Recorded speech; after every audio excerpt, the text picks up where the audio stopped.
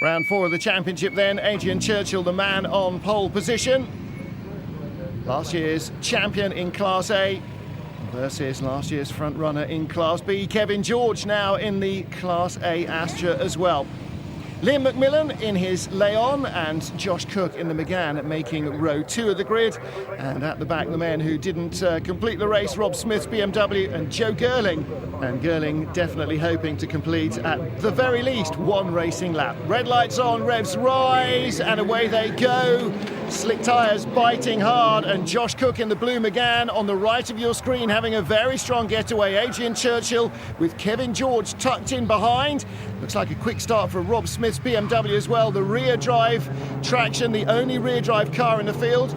Chasing Joe Girling, number 15, as they've already made up a couple of spots. Meanwhile, pressure for the race leader. Adrian Churchill with Josh Cook on the outside in that blue McGann. Third is Kevin George. Kevin George out onto the Bentley straight through that new section, and he's got a good run going on Josh Cook. And McGann just not quite so quick off the corner and all the way down the straight, paying for that. So Kevin George with the inside line. Fourth place is Liam McMillan. And there is the number 7 machine of Ryan Bensley. He slipped a little further back as the battle for second continues. Adrian Churchill starting to pull away.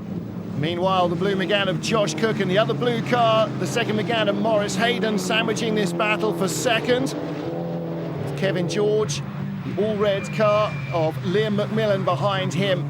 And in the background, Thomas Carnaby thinking about a move around the outside of the number 3 BMW. Rob Smith denying him the opportunity. As we jump on board with Kevin George in third, looking for a move on Josh Cook. Cook takes the racing line, defends that second position. Adrian Churchill not quite escaping yet. Kevin George, if he's going to go by Cook, needs to make sure he doesn't hold the two of them up by losing the position again, as he did last time round. Once more, the Turbo Astra, very quick off the mark. Comes flying out of the Montreal hairpin and the long Bentley straight. He gets in front a little earlier this time, as you see Josh Cook's blue McGann disappearing through the side window. And into second place, Kevin George. And now it would really behove Cook to sit behind the Vauxhall and try and allow it to tow him up to leader Adrian Churchill. Oh, but Kevin George, a wheel on the dirt on the outside of Coram. No point in trying to defend that. No question that Josh Cook was coming through. And now onto the brakes, squirreling as they slow down into Murray's. Yellow Sail Leon with the blue highlights of Gary Duckman there inside the top 6, leading another little squabble. As Kevin George once more in third place. Once more trying to retake second from Josh Cook's Renault Megane. Meanwhile, with the pink highlights, Ryan Bensley again trying to attack Rob Smith. There's Joe Girling. All seems good so far with that car. Battle for second as Adrian Churchill escapes the blue car. Josh Cook once more behind him. Kevin George. No question, this is the strongest part of the circuit for George.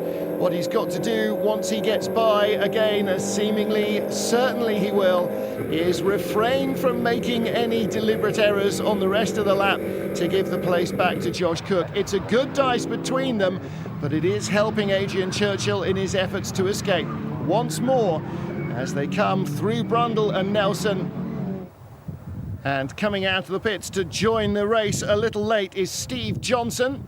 Mechanical problems with his Astra means that he was not able to get onto the grid at the start, and he'll have to use the remaining laps of the race to make sure that the car is A-OK for the third encounter. A massive slide. Well held, sir. That was a bit of an epic sideways moment for Gary Duckman.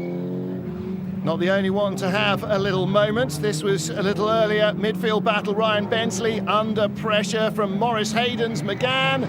And Hayden ducks out of the Astra stream there as he outbrakes himself. Goes straight on and will have to find a gap in the traffic to rejoin at the back. All that hard work for naught. Back with the battle for second place then. Kevin George still feeling the pressure from Josh Cook. Liam McMillan in the red Seat Leon. Haven't seen an awful lot of him. Oh, but I think we might now. Look at the gap opening up suddenly between George and Cook. Looks like Cook may have missed a gear or something on the exit there. And alongside him comes Liam McMillan. The Bentley straight now even longer than once it was. And a great overtaking opportunity, not to be passed up by Liam McMillan. He moves up into third. So Josh Cook has been second, third, and now fourth.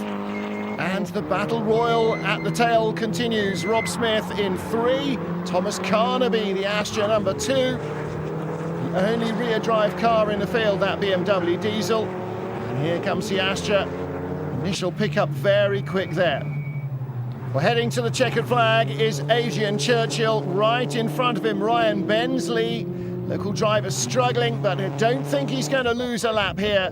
So it'll be last lap for him as Adrian Churchill claims win number 2 of the weekend.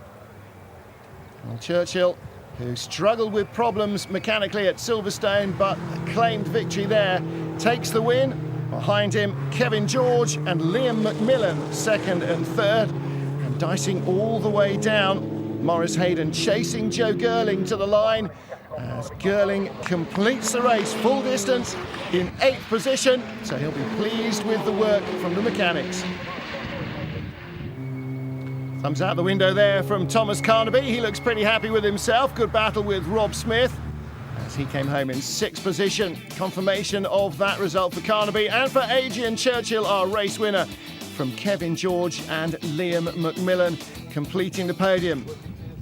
Now, I think the next thing to do, Nicola, is to do the draw for the reverse grid for the late race to come this afternoon. We ask Adrian, please, if you could, as the winner, to draw the card, which says 5. It's a nice start to the season, apart from my gearbox problem, obviously, in the second race at Silverstone, but it couldn't be helped, really. And you've just drawn number 5, so you're starting 5th on the grid for race 3. Is that really a problem, you think? Yeah, well, it will be difficult. It's a slim chance, I think, of getting to the front. But, we'll give it a go. And 5, I could only have gone one worse, really, pulling out at 4 or one better, So, yeah, it's not too bad. It was a hard second place. We defended pretty much the whole race there, but we made it to the end, and second place was brilliant.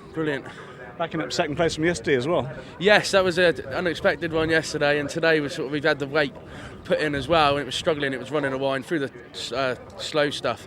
A lot of them were on us through there, so it was a case of just defend and bring it home. Yeah, the whole thing's quite quick, and we had weight from the last race, so that seemed to hurt it on the brakes, especially because it's quite a fast straight into a tight chicane. So. Yes. All right, that puts you in a better position actually for race 3, doesn't it?